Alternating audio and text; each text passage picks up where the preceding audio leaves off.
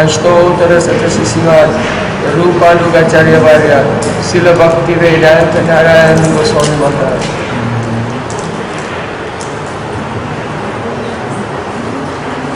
Secondly, I offer my pranam thousands and thousands of times at the lotus feet of my Sri Rupanuga Gaudiya Guru Parampara.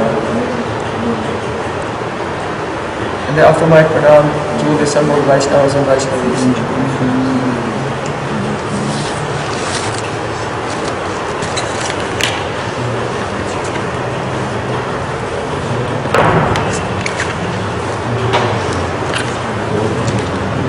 By the causeless mercy of Sri Guru and Gauranga, we are hearing from the lotus lips of Sri Krishna his instructions to Sri Arjuna in Bhagavad-Gita, chapter 13, entitled Prakriti Purush Vibhag Yoga.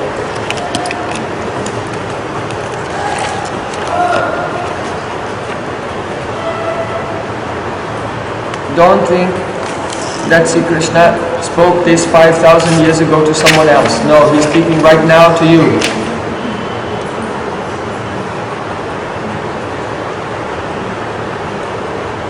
The Katamrita, Tava Katamrita, it means the word spoken about Krishna and word spoken by Krishna, both. So it is Amrita, transcendental and not limited by time and space. So if someone, they will hear and recite Bhagavad-Gita with great honor, then they can realize how Krishna is directly and very mercifully speaking to them, giving guidance how to come out from the darkness of our mature ignorance and delusion.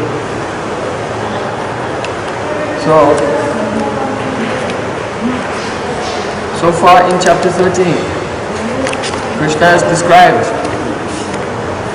Keta and Ketarya. Ketarya means Atma, the soul. He is a Shakshi, a witness, and everything he is witnessing is the Ketra, the field. What is he witnessing? The evolutes of Prakriti. Prakriti, the unmanifest material nature, by the influence of Kal Purush, time. Lord Shiva is Kal Purush, time personified. He unites with Prakriti and she becomes agitated. From this first element that is manifest, that is called Mahatattva. Mahatattva in the universe, and that same element, when it's covering the individual soul, is called Chitta. It is predominantly, very, very predominantly sattvic. When in that one portion of that Mahatattva becomes predominantly rajasic, it produces Sutra Tattva.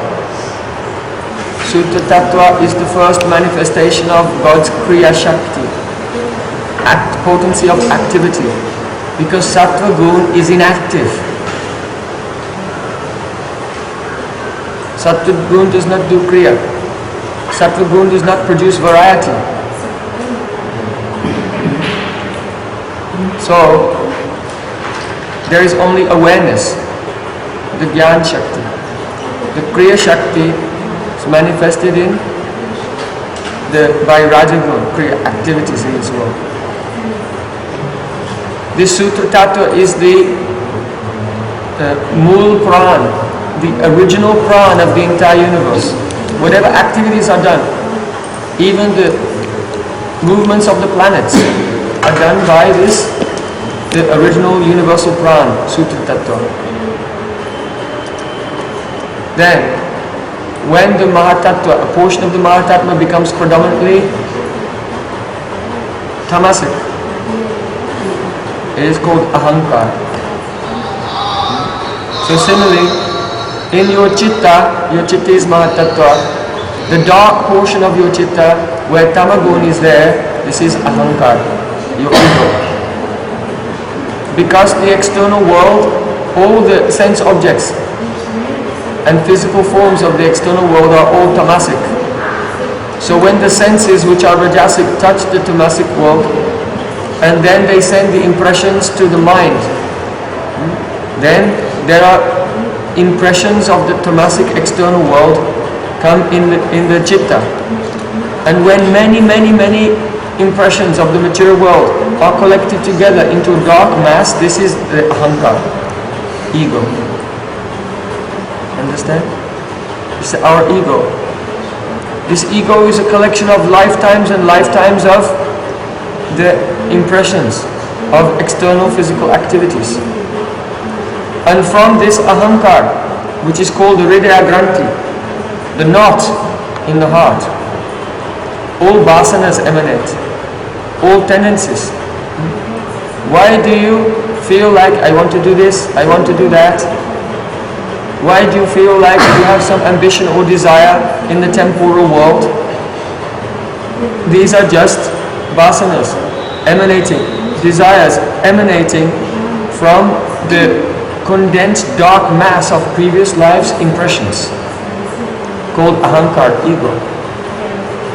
Therefore it's essential that we don't follow the dictation of our own foolish mind. We never listen to our mind. We listen only to the words emanating from the lotus lips of Sri Guru and follow that. Guru Mukha Padma Vakya Chitete Kuriya Aikya Arna Kuriya Mani Asha.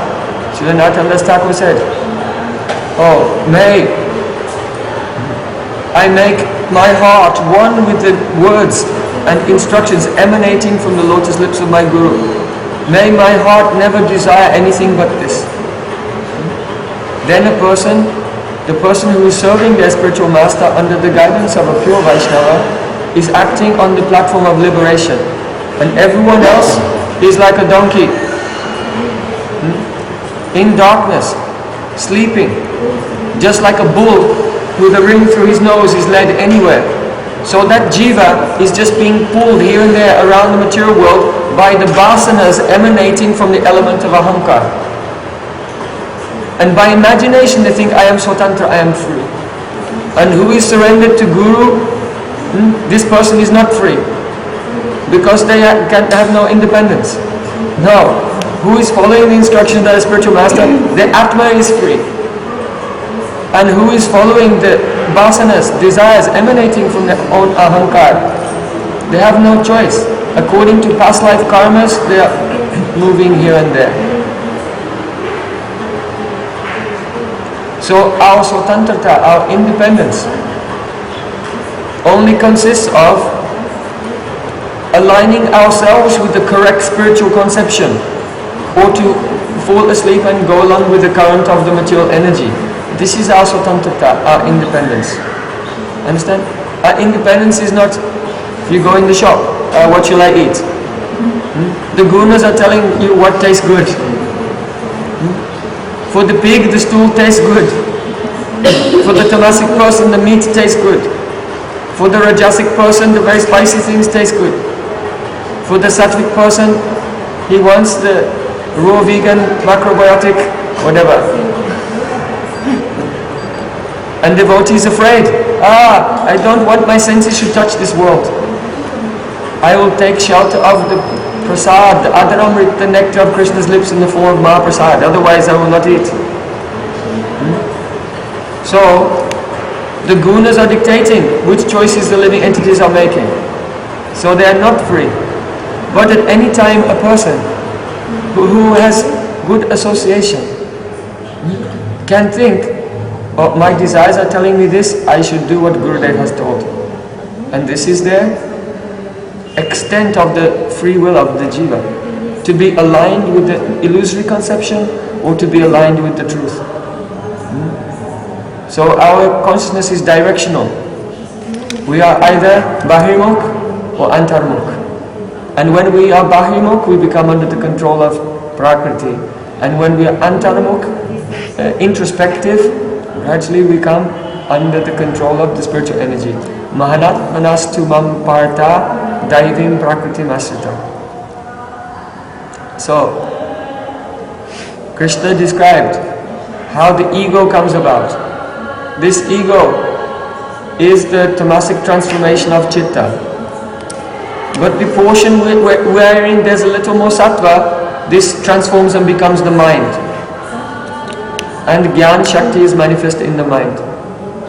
Then the portion of ahankara, which is predominantly more rajasic, makes buddhi, intelligence, and 11 atoms of the senses. And there is Kriya Shakti. And then the tamasic portion of, predominantly tamasic portion of ahankara makes sound, space, air, fire, water, earth, like this. All the elements and sense objects come out from here. The movements of these elements together is called the field. And Atma is none of this field. In ignorance he identifies with the activities of the gross physical body made of 5 elements, which is manipulated by the pran. The pran is carrying the actions of the senses and distributing them throughout the body. And the pran is making fluctuations. The sensory activities are making fluctuations in the mind. And when the mind is oscillating, then the jiva is in a state of confusion. Just like a child. Children, they like to play the game of spinning around and around and around. And then they lie on the ground and look and they see the whole world is spinning. They are still, but because their mind is spinning, they see that the world is spinning. So in the same way, the person who thinks, I am this body, I am this mind, I am talking, walking, going here and there, is in a state of perpetual dizziness and confusion. Why? Because their mind is oscillating, disturbed by the pran. The pran is carrying the senses, energy of the senses, touching the world and then disturbing the mind with impressions of sensory activities. So, it is impossible to attain the peace of mind and equilibrium and also engage in sense gratification at the same time. Because the sense gratification is causing the oscillation of the mind. And even if a person will stop sense gratification, the echo of previous activities will make the mind continue to oscillate for some time. So that person is a yogaruksu. They are trying to attain the state of yoga or trance. And they are not engaged in sense gratification. But still, it's taking some time for the fluctuations of the mind to subside, to die down.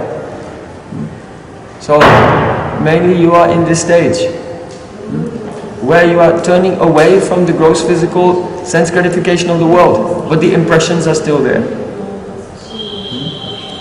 And it will take some time for them to be dissipated by the power of good association and by the power of Krishna's holy name, the power of Mahaprasadam. Mahaprasade, Govinde, Nama Brahmani Vaishnave. 3 things. The holy name, prasadam, and Vaishnav Sangha. Sopa punya batam rajan vishwasona vijayate. Those who have little sukriti, they don't have so much punya, they never awaken their shraddha, their faith in these 3 things. Prasadam, the name, and sadhu-sanga. But these 3 things will save you from the material existence. And so we always sing before honoring Krishna, Mahaprasade Govinde. The Mahaprasad of Krishna. Nama Brahmani means the name which is spiritual. That is the Shabda Brahma. The sound of Krishna name is not a material sound. Shabda Samanya. It is Shabda Brahma, spiritual sound. And the Vaishnavas are not ordinary people of this world. They are the very near and dear associates of Supreme Lord, though they appear to have a body in this physical world. So a person who does not have much sukriti, they don't believe in the power of these 3 things. But if a person after many lifetimes of doing knowingly or even unknowingly any devotional activities, their sukriti has accumulated, then they have a very strong belief in this. Yes, prasadam, Krishna Nam, and my Vaishnava association. This is everything, this is my all in all. And by this, gradually, the sthirata buddhi, steadiness of consciousness will come. And then I will realize, I am a transcendental being. So, Krishna explained about Ketra and Ketragya, then explained 20 angas of Gyan sadhana. So, these angas of Gyan sadhana are actually sattvic. Gyan is the path of sattva gun. But the devotee, he's not doing Gyan sadhana, he's doing bhakti. But he should be very introspective and careful to watch that he does not have any thoughts and activities outside of these qualities described related to the Gyan sadhana, because it means that if one will transgress the activities described here, then he is associating with Rajagun or Tamagun worse, and it will bring about confusion and bewilderment. So Sri Krishna said, having no desire for honor, freedom from pride, non-violence, and forbearance, tolerating all difficulties, honesty, service to a qualified guru, cleanliness internally and externally, steadiness of mind, control of the body and senses, detachment from sense objects, the absence of false ego, constant awareness of the misery of birth, death, old age and disease, detachment from wife, children and home, etc. Essentially not being absorbed in the happiness and misery of others. Equanimity in attaining either favorable or unfavorable objects. One-pointed and steadfast, unswerving bhakti to me. So those who are doing Gyan sadhana, they will take me to be Paramatma. And those who, actually, yesterday, Swarnalata asked me a question. He said, our acharyas are telling, because in the commentary Vishnu Thakur said, the word Mai to me means, unto me in my form of Shama Sundar. Vishnu Thakur said. But the context is Gyan sadhana, so the Gyanis are not serving Shama Sundar of Vrndavan. So is Srila Vishnu Thakur taking the meaning and then distorting it somewhat to give the Braja flavor and make it look like we're talking about bhakti. So he does give the alternative opinion of those in Gyan Marg who accept this to be Paramatma also afterwards. But I said, no, our acharyas, although those who don't have faith in them and those from other sampradayas think that their interpretations of Gita and Bhagavatam are somewhat tortured interpretations which are stretching the meaning to be something else. This is not a fact. They are directly telling the prominent meanings. The Mukhya-briti, the prominent meanings. Why? Because if you look outside the context of just these few verses, you'll see that the previous 6 chapters were all about bhakti to Krishna himself, not to Paramatma. And therefore, this discussion of Tattva Gyan is in the context of the devotee who has awakened devotion and now he is deliberating on Tattva Gyan in order to steady his bhakti. You see?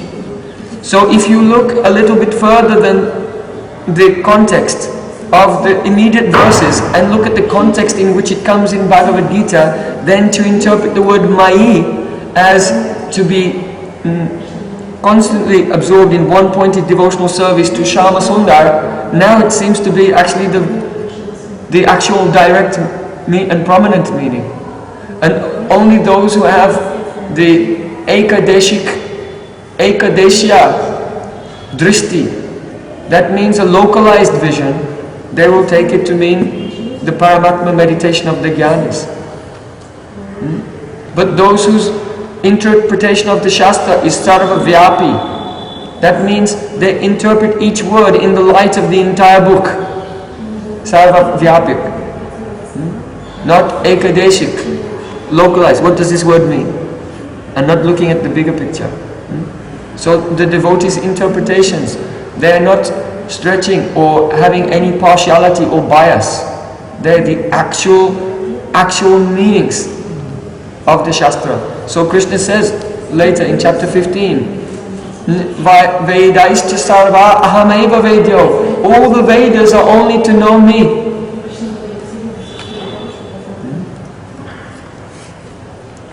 Then, one pointed steadfast, unswerving bhakti to me, Krishna said.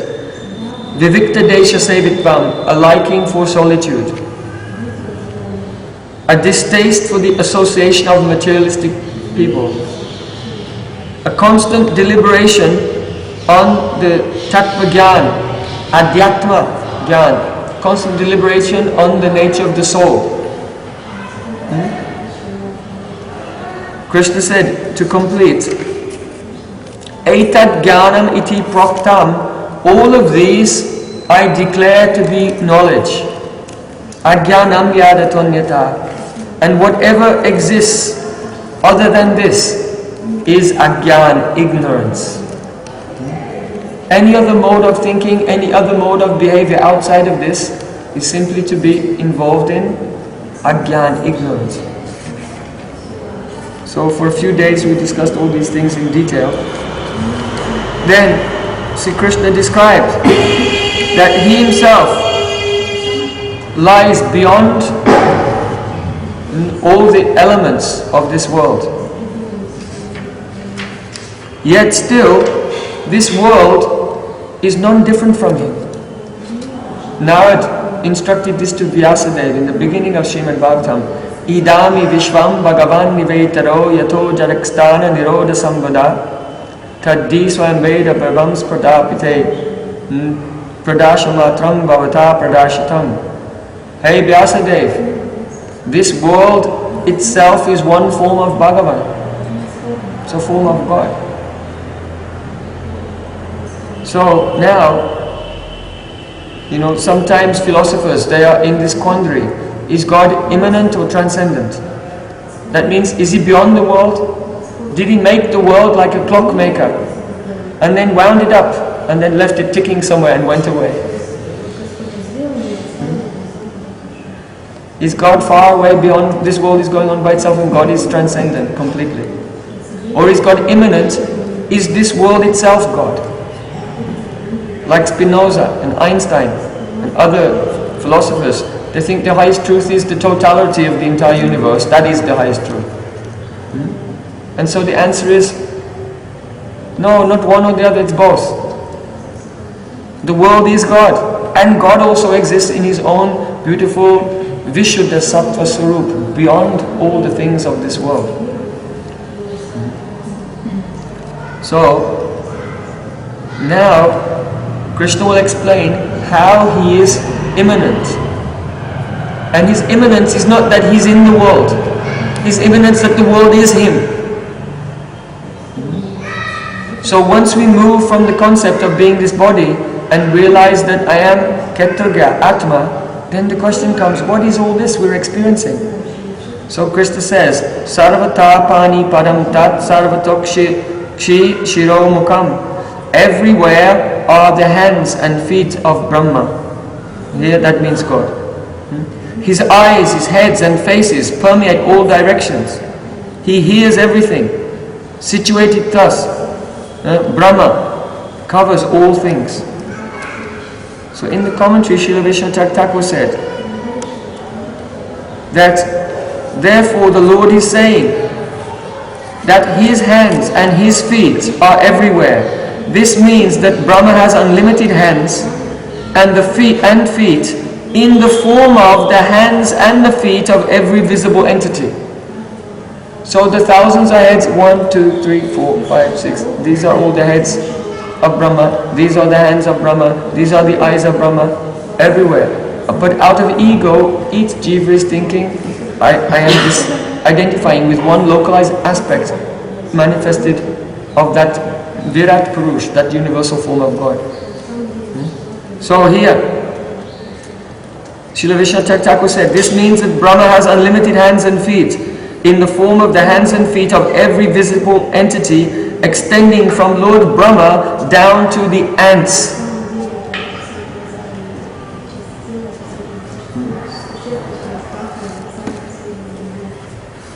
So this is astonishing. So a person who has only situated in Sattva Gun and is situated in a vision of Gyan, then every moment they see the wonder of God's presence everywhere. In Sattva Gun anyone cannot perceive Paramatma or Bhagavan, but they have the awareness that nothing is mine, everything belongs to God. God is doing everything, saying everything, hearing everything. They have this awareness at all times. Until the person has such a purity of consciousness, from which comes a peacefulness, an equipoise. No one to fight with, no conflict, nothing to win, nothing to lose. There's nothing to be in anxiety about. After that stage, then bhakti begins. Actually, pure bhakti. Otherwise, one's hearing, chanting, remembering is the tamasic bhakti mixed with tamagun, mixed with rajagun and so on. And here if a person having this vision is doing bhakti, his bhakti is mixed with sattvagun. One also has to transcend that stage. So by hearing and chanting under the guidance of a pure Vaishnava, after one rises to the vision of sattvagun, of those who actually have jnana, then a space will open in the heart of Vishuddha Sattva. That is the appearance of Bhav. And in that space of Vishuddha Sattva, which is the space which accommodates the name, form, qualities and pastimes of Shri Krishna, there one can begin to have the anubhuti, a realization of the divine realm. In all aspects of bhakti. It's like every morning you are doing kirtan and parikrama of the temple. Jaya Radhe Jaya Krishna Jaya Vrndavan. So this kirtan describes, it is by Krishna Das, is describing how it was that all the Vaishnavas did Brajmandal Parikrama under the guidance of Janava Thakurani. Shri Janava Pada Padma Koryasman, Dini Krishna Das Koi Nam Sankirtan. When Janava Thakurani, the complete Shakti of Nityananda Prabhu, who is the manifestation of all the mercy of Mahaprabhu, she came to Brajmandal with Narottam, Srinivasa, Shyamananda, with the Ramachandra Kaviraj, Govinda Kaviraj, with the last surviving sons of Advaitacharya and young brothers of Srivas Thakur, who are still in this world because Advaitacharya and other sons and Srivas Thakur and elder brothers had left. So those who were in the Gaura Lila and the next generation, the greatest Vaishnavas from the next generation, and they came here to Brajmandal. And our here Gopal Bhatta Goswami and Jiva Goswami were here in Vrndavan, and they came out of Vrndavan and they met the big parikrama party just here, over here in Batrol, by the place of Akuru Ghat. They met there. And then Janava Thakurani went on Brajmandal Parikrama. And when they go, how is it? They're seeing the Dham as we see, Drishyaman Prakash. But as they do kirtan in each place, then they see Chintamani Prakara Sadma Shukampa Vriksha, the divine Aprakrit Dham manifests there before their eyes, and they see in Bangsi Bhat, Krishna is playing his flute and calling all gopis for Rasalila. Shama Kund, Radha Kund, they go to Shama and then they see Krishna's Madhyanic Leela going on there. Midday pastimes. Jaya Dvija Patni Jaya Naga, they came on the bank of the Jamuna at Kalyarad and they looked and saw the Naga Patnis were there offering prayers to Krishna on behalf of Kalya. This is parikrama. You see? So when Shuddha Sattva comes in the heart of the devotee and they do parikrama and they go to the places, then they realize that divine place, they see. And if a devotee is advanced every morning when we walk around the temple and we sing Sri Nanda Yashoda Jaya Jaya Gopal Ga, only by that kirtan, as the devotee singing, then he sees, oh, Nanda Babu is coming out from the house with a round belly and a beard which is black and white both, like a mixture of sesame seeds and mustard seeds. Very jolly and happy. And Yashoda, very soft and loving, and all the sakas are there. Shidamadi Jaya Jaya Denu Vatsaka Jaya Vrisha Banu Jaya. Oh, then they see Vrishu Banu Maharaj, very proud of his beautiful daughter.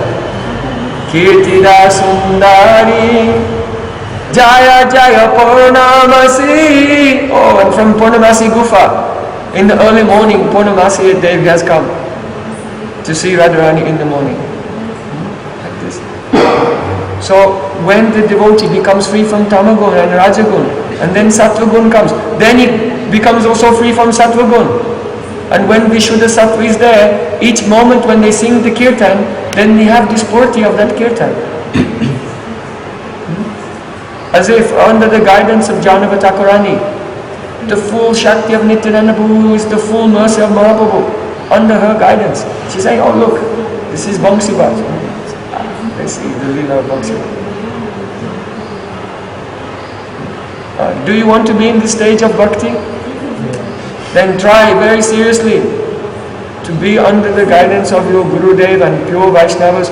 Follow them in their footsteps very, very carefully. Put on blinkers, don't look left and right. And very soon you go through gunas and up, and Vishuddha Sattva will begin to appear. And every moment, every activity of bhakti will become the divine Amrit and eternal nectar.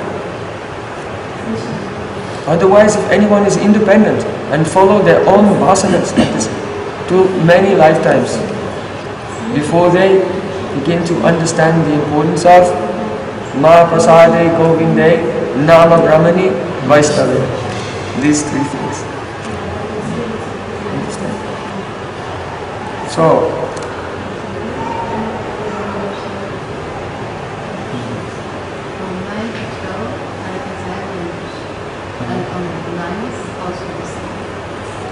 on the 9th is when? Day 9. Yes, but when is that? The day after tomorrow or tomorrow? Today is 7. 7. Okay, so the day after tomorrow. So Harikatani is from 9 till 12. No, from 11 to 12. And then on the 9th? 11 to 12. So, there's not so many chances to hear in English from Param Pujyapad Srila Bhaktivedanta Bharati Maharaj. So last time you went, he was speaking in Hindi, most you could not understand. So today he will speak from 11 to 12 in English, and then we'll honor prasad there. Okay? And no cooking today, you have a day off. Okay? Yeah. And who else is in? Yes? Okay. You have a day off. From cooking, but not from bhakti. So, and I don't want to, because I know just the regular following the regular daily program in the temple is quite demanding for the devotee. So I don't want to stress everyone up too much. You can build up your power slowly. So I have some free time today. I'm going to complete the lecture here, and then be ready at 20 to 10. Sorry, 20 to 11. So about after an hour and 10 minutes or so, then come meet outside. Otherwise, if you don't see the group, you know how to go there. Vrndavan Gaudiya March. Just go down the main street past ISKCON to Brijbasi Sweet Shop and make the next left. And it's down there on the left. So we'll go there together, or if you miss the group, try to go there, and we'll be there by 11 o'clock. Hear from Maharaj, it will be darshan, so devotees can ask questions. So, if you have any questions you want to ask, I have some questions also. You can tell me, I can express the questions to Maharaj, or Brajman will speak to you in Hindi. Yes. I have a question about it. Yes. You mentioned about if you're outside these 20 qualities which Krishna mentions, then basically you're contaminated by Yes. So in such a state, is Siddha Bhakti recommended where you try to cultivate? Or No. Yes, you have to try to cultivate, but that's not our sadhana. Our sadhana is hearing, chanting and remembering. And all the angas of bhakti beginning from Guru Padashray, Diksha, Guru Sevan, Sadhana, Pratishiksha, Sadhumadhu, Gaman, all the 64 angas of bhakti. This is our direct sadhana. But Srila Vishwanath Thakur explains that in the stage of sadhana, there are two types of cheshta, endeavours you must do. And one of the endeavours is to follow positively the angas of bhakti. And the other cheshta, you have to endeavour to avoid the things which are detrimental or unfavorable for bhakti. So, we are looking at these qualities and seeing, as Krishna said, whatever is against these qualities is ignorance. So while cultivating bhakti, don't cultivate ignorance at the same time.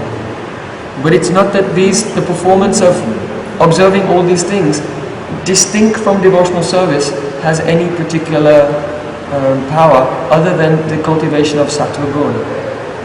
You see? But the cultivation of sattva gun separately from bhakti is just another type of vimukkhata. The root cause of material existence is vimukkhata, indifference to Krishna. So we don't do sadhanas that involve indifference to Krishna. You know? Like there are so many spiritualist types of people, they do pranayama and meditating on the chakras. These are all different ways of forgetting God. So there are only two rules. Smartavya satatam Vishnu and smartam najatu chit. Sarva vidhi nisedasur aityo eva kinkara. Shastra says that there are only two rules. Always remember Krishna and never forget Krishna. And all the other types of vidya nished, rules and regulations, are only the servants of these two. So if you analyze 64 angas of bhakti, what are they? There are 64 different ways of becoming Krishnonmukh, attentive to Krishna. That's all. 64 different ways of turning our face, turning our attention to Krishna and throwing off all lethargy and apathy and indifference to the service of God. So that is prominent, and these things, they assist, so they can be called Sangha Siddha Bhakti. But independent of devotional service, they are not important. They have a relative importance only, relative to this one. They will not create an eternal sukriti even. They create the jnana-mukhi sukriti, not bhakti-mukhi sukriti. So the jnana-mukhi sukriti is not eternal. However, you can see that there are certain aspects of this, among these 20 limbs, like acharya upasanam, to worship the acharya. So if the acharya is a bhakta, then this becomes directly bhakti. And also, Mai Chananya Yogena Bhakti Yavya Vicharni, uninterrupted devotional service to me, Krishna said. So that's another, which would be direct bhakti here, if one takes Mai to mean Shyama Sundar, rather than Paramatma. In which case it would be aspect of the Gyan Sadhana. Is there any other question? In one of your lectures on sadhana bhakti, you spoke about when speak up loudly so she can translate into Russian as well. Yes. In one of your lectures of sadhana bhakti, you mentioned when this bhav, this ray of prem comes in one's heart, it enlivens the, I didn't get this word probably, Gada Samskar. Gada Sanskar. Gada Samskar. And then you said it's the original impressions of the soul. And when I heard that, it sounded like as if the soul started off with some experience.